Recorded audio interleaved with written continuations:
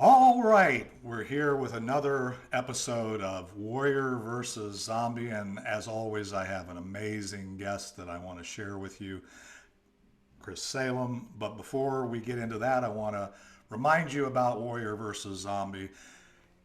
So, success is a journey, it's not a destination.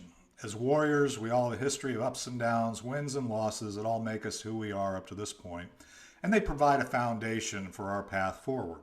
We all battle our inner zombie as well as those zombies in our world. In each episode, I interview warriors who are aspiring leaders from all walks of life: entrepreneurs, artists, health practitioners, business owners, authors, you name it, entrepreneurs, and any inspired leader that has a story to tell. And all of these warriors have a cause, they have a unique reason and vision and value. And today's guest is no exception. Chris Salem is an incredible warrior. He's a CEO, an executive coach, a world-class speaker, award-winning author, certified mindset expert, radio show host, and media personality. He's a wellness advocate, and his book, Master Your Inner Critic, resolved the root cause and create prosperity, went international bestseller in 2016. He also co-authored the recent edition of Mastering the Art of Success with Jack Canfield. And his weekly radio show, Sustainable Success, is part of the Voice America Influencers Challenge, or channel. Chris has worked with organizations such as JP Morgan Chase, Ralph Lauren, Microchip Technologies, Anthem, Raytheon, Pratt Whitney, United Healthcare, GE Research, U.S. Senate, U.S. Census Bureau, Hubbell Corporation, and NYPD Forensics Department, including universities such as the University of Hartford, Bay Path University, Westchester Community College, and Worcester State University. And he spoke on overcoming limited beliefs for peak performance at Harvard University's faculty club, and I'm sure there's a whole lot more he could share with us and probably will today. Chris Salem, welcome to Warrior versus Zombie. Thanks for being here today. David, it is a pleasure to be here, and thank you for having me. So, first of all, I think we ought to clear the deck here. So, you're in New York, Yes. and I'm in Dallas. This isn't actually, well, I'm in New York, but not actually, this isn't my view. Well, I was going to say we'd have to spend a little bit more time getting together if that's your office. I spent a lot of time in New York City, and having a beautiful view like that out the back of my that I'm looking with my office or my home, I know it would have a high price tag on it. Yeah. Yeah, this definitely would, but I am in the New York City area, just outside of it, in Connecticut, about 1 hour north of New York City. Okay, so yeah, I know that general area very well, and it's much closer for people that are in the Midwest that don't live out that way than you realize. So I've Yeah.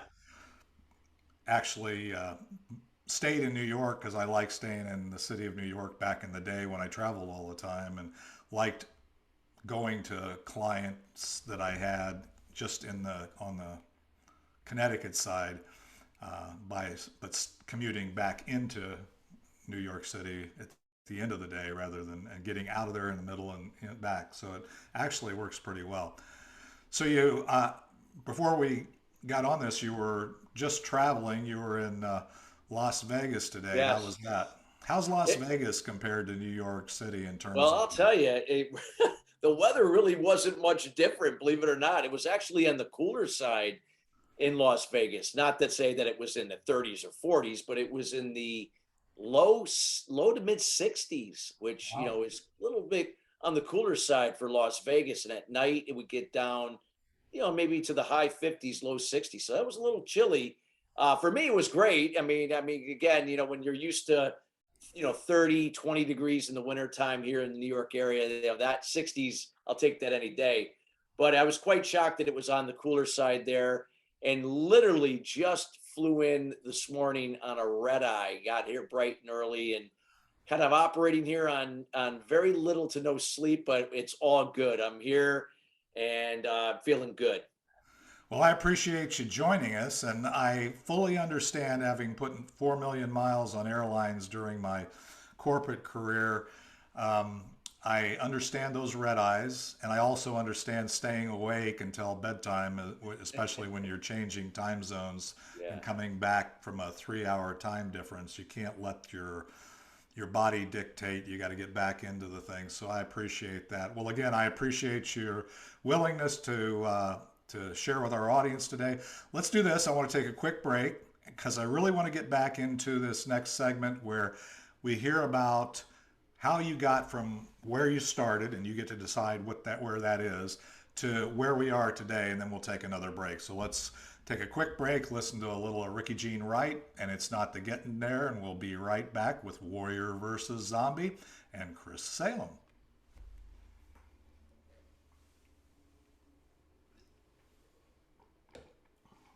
All right, we are back. And Chris, again, I appreciate you powering through your jet lag or your recovery from that trip to Las Vegas. But as I said before we took the break, I want to hear a little bit about your story. I want to hear the things that you've encountered and how you got from where you started to where you are today on your warrior journey.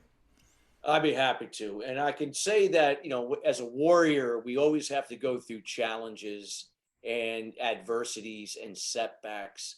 And that when we do reach that point where we have that triumphs that we achieve in our lives, we can be more grateful and more humble for those difficult moments that we've gone through.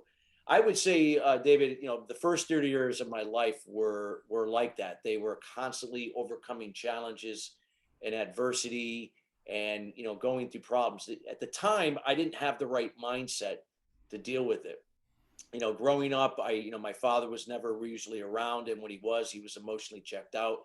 And as I grew up, I felt like kind of directionless. I didn't really know exactly what I was going to do. I was a baseball player, but I'd reached the highest level I could go, and that was an opportunity to play for ASU, Arizona State, which was great. But due to my size, I didn't cut it. I was only 5'9", 200 pounds. I was stocky, but didn't have the height to continue to the next level.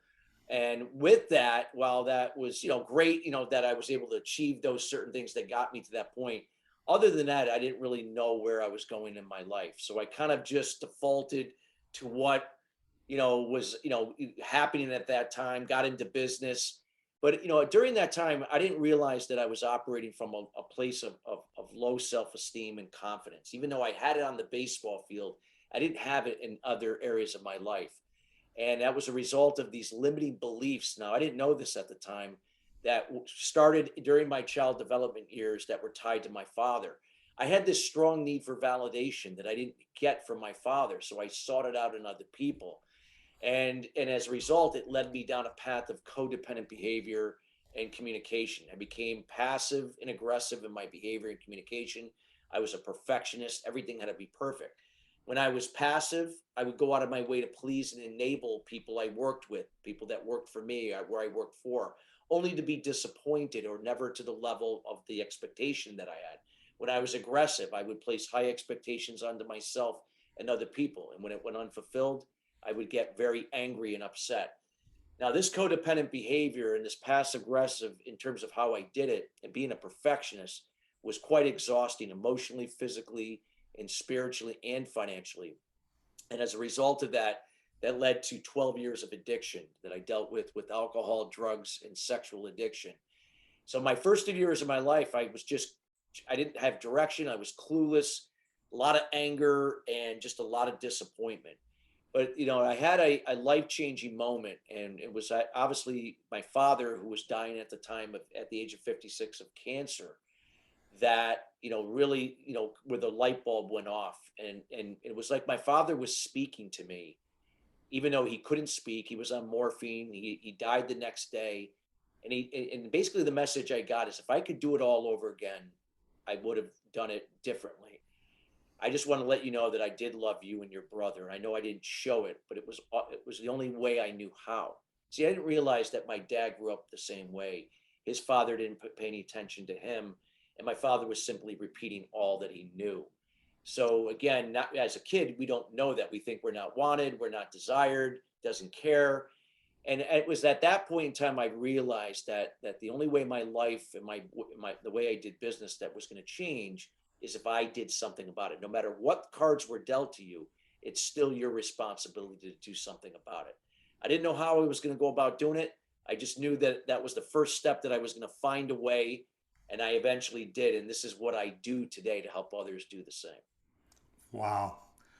Well, first of all, there's so many nuggets, so many things that you just hit on in that story, and one of the first ones that came to my mind was the self-observance and self-awareness. And I realized that wasn't something that necessarily was occurring at the time, but in retrospect, and now probably in your daily walk or your daily journey, it's something that's part of your success. I think that's one of the key success factors of any warrior, is basically knowing why we're thinking, focused on certain things, feeling certain things, and ultimately learning that.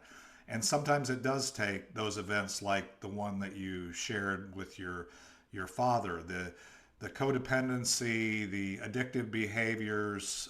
Unfortunately or fortunately, I mean, in the reality of human existence, we all seek the chemicals or to feel the way that we want to feel. Unfortunately, there's times that they're dopamine induced, uh, whether they're drugs, alcohol, sex, now our smartphones, which aren't so smart all the Yes. time, whatever those addictive behaviors are, or just the addiction of attention, which you hit on very, very carefully and very, very honestly. So, yeah, I got to tell you, brother, your journey is not unlike many, many, many warriors that listen to this podcast.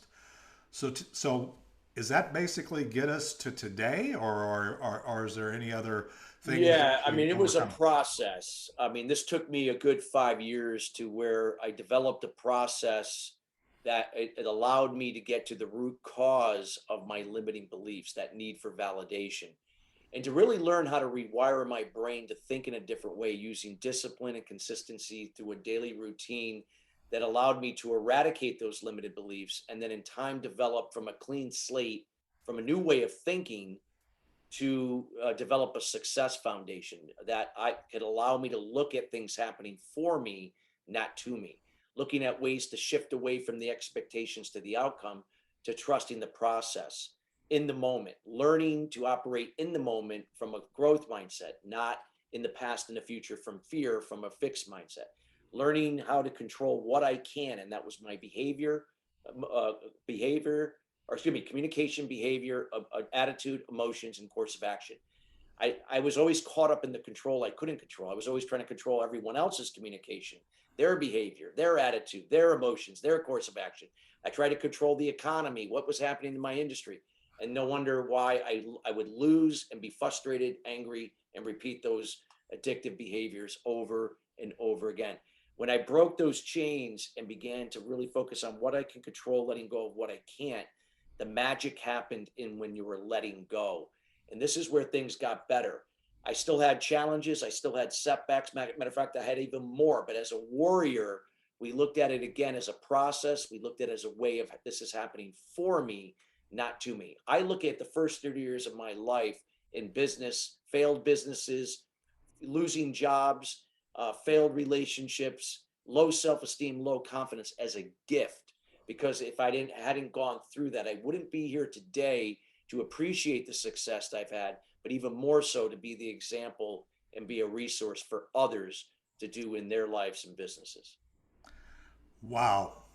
So, I mean, I got to tell you, Chris, that's a brilliant discovery in terms of yourself, but it's also kind of reinforces when I've talked to warriors throughout my own journey of it's a lot of times the things that we've overcome that become the value that we can provide to others. And first, the awareness, the discovery of that, and then the fact that you took action rather than trying to control things or think things through. One of the things that I encounter with a lot of my clients and a lot of the people that I'm trying to serve, my kids, anybody, is we're trying to solve the problem without moving forward in the action and taking the best steps that we can on a daily basis. Just like the song, the podcast theme song here, it's not the getting there, it's the journey every day. It's a process. It's a daily thing. You got to kind of have a vision of where you're going, as you say.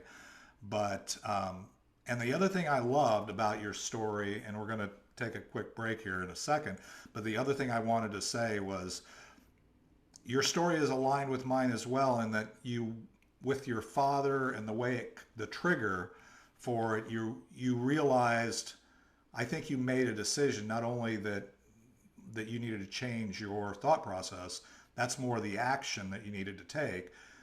But the thing that I really heard there that you didn't actually say, which was you didn't want to end your life with those regrets. Yeah, I mean, I was going down the same path as I probably would have been dead sooner than my father died at 56, the path I was going, and how I was burning the candle at both ends and working hard, playing hard, and angry, exhausted, frustrated. And yeah, that anger would have taken me out. I dealt with some health issues in my 20s that here I'm in my almost my mid 50s, and I knock on wood, I haven't had health issues in years. So all goes back to the way we think. Amen. And it's a beautiful thing. And so, well, I think we've gotten to the point where we are to today, and I want to hear about what you're doing today. I want to hear why you're doing it, the unique value that you think you're providing, and how you provide it to your clients. And then if anything were possible, what kind of impact would you have? And so we'll take another quick break. We'll hear a little more from Ricky Jean Wright, and we'll be right back with Warrior versus Zombie and Chris Salem.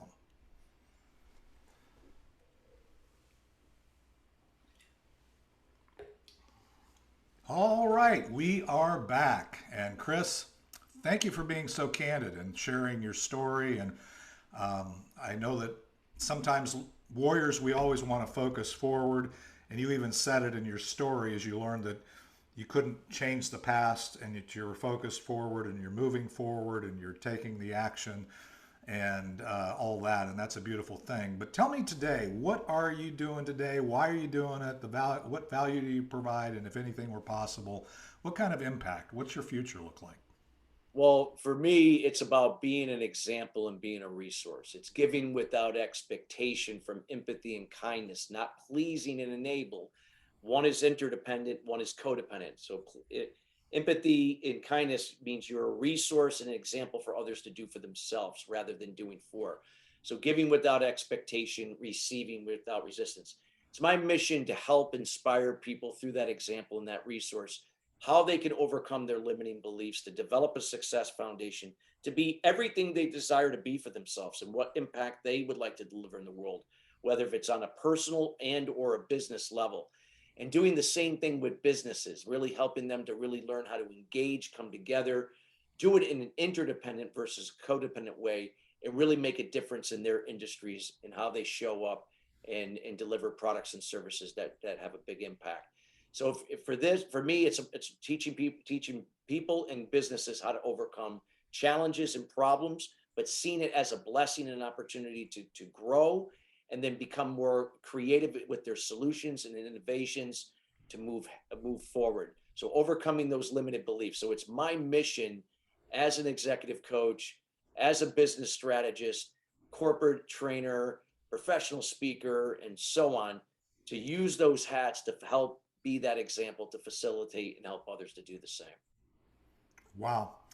Well, that's a great vision, great value proposition, and huge life purpose. I can see all wrapped up in what you just said.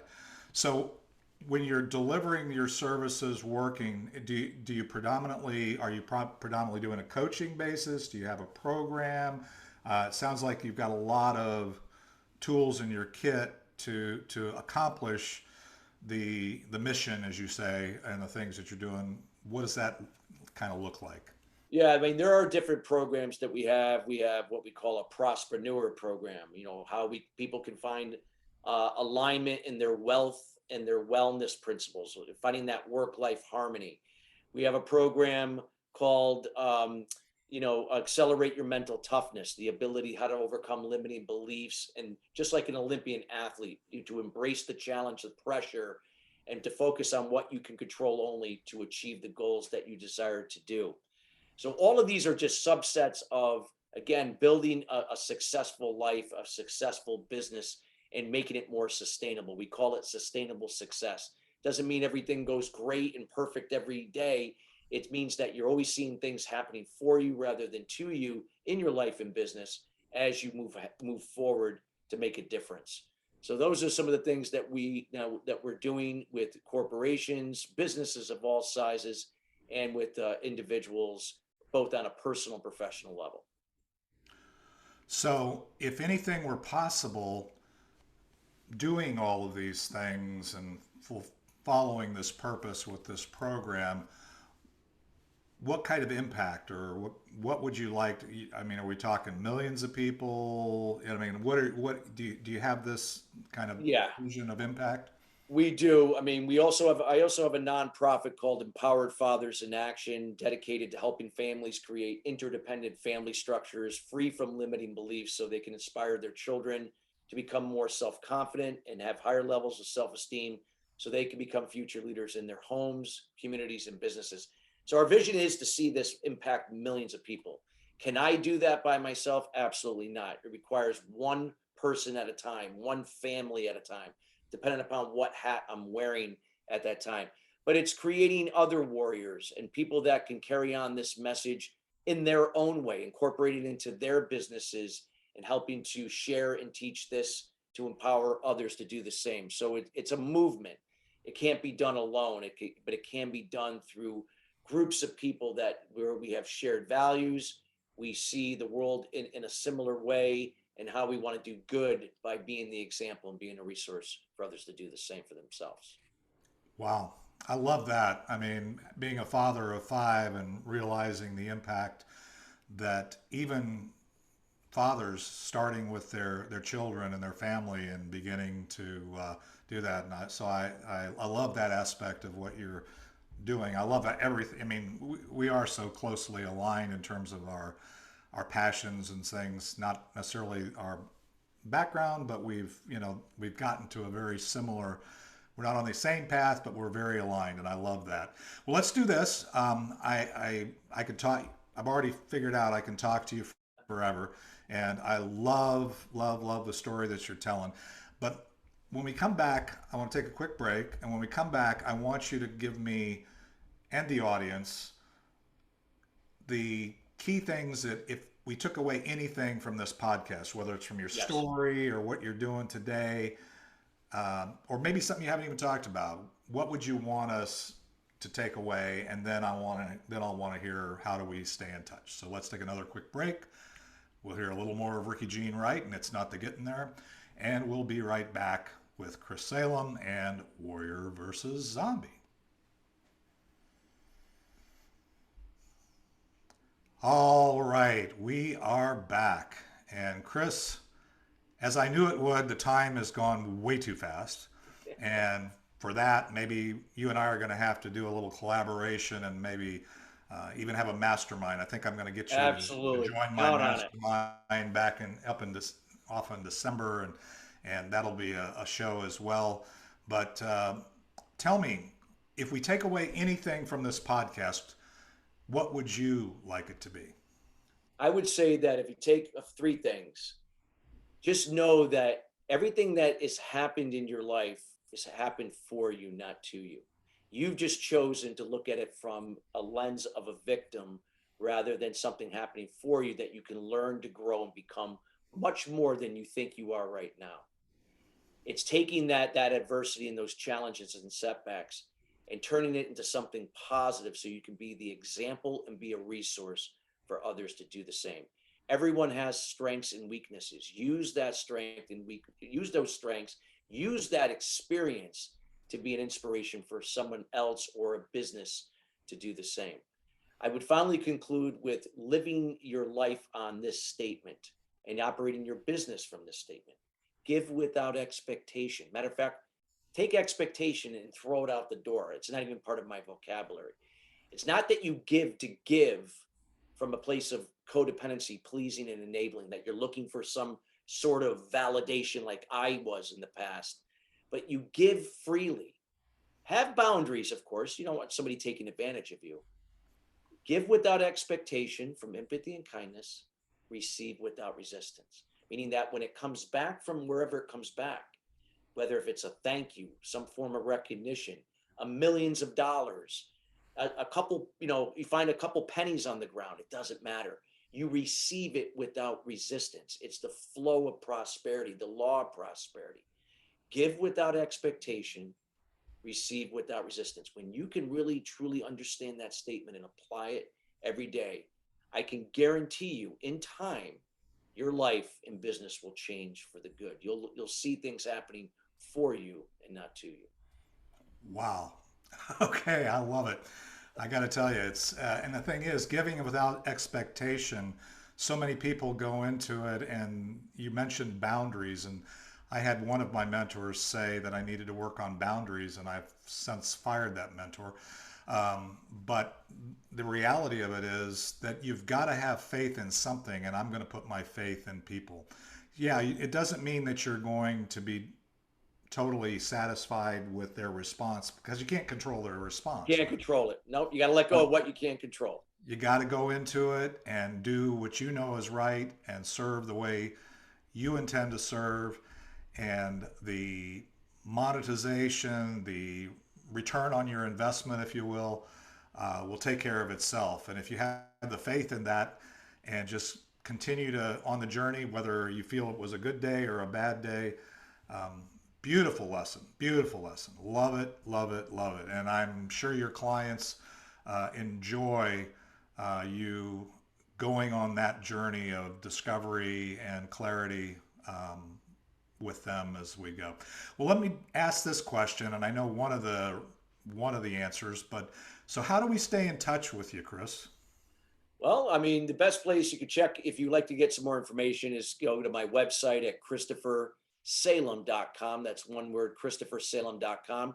Also, check us out what we're doing with Empowered Fathers in Action at EFAmovement.org. Other ways you can connect with me would be at Chris@ChristopherSalem.com. I'm also on Be Connected. I'm relatively new, so check me out there. We also have a group called Sustainable Success. Feel free to join the group there. And also on LinkedIn. If you go to Christopher Salem, we can connect there. I just love to get to know you and get to know about you and your business and go from there. Well, that's awesome. It's a lot of ways to connect with you. I think I'm connected with you on some, but I know we are connected on Be Connected on this disruptive and exploding platform, and I'm excited about you being there. And I think we're going to be in some co-hosting for the event that's coming up in Yes. December. You and I both, and I loved the event we just got through last week, and I actually enjoyed your little talk there and had fun doing mine. So, well, anyway, for those that are hearing us, if you're hearing us on the audio platforms, you can find us on pretty much any podcasting platform. And if you really want to see us live, you can go to Be Connected, and I'll put some links in the information on this YouTube channel and other places where you'll be able to find Chris and or myself as we go forward with this. So join us again next week, next Thursday, every Thursday at 11 a.m. Central. Be 12 Eastern for you, Chris, as we know. And we'll be back again with another episode of Warrior versus Zombie. So we'll hear the final segment of Ricky Jean Wright, and we'll see you next week. Thank you, Chris. Thank you so much, David. It's been a blast.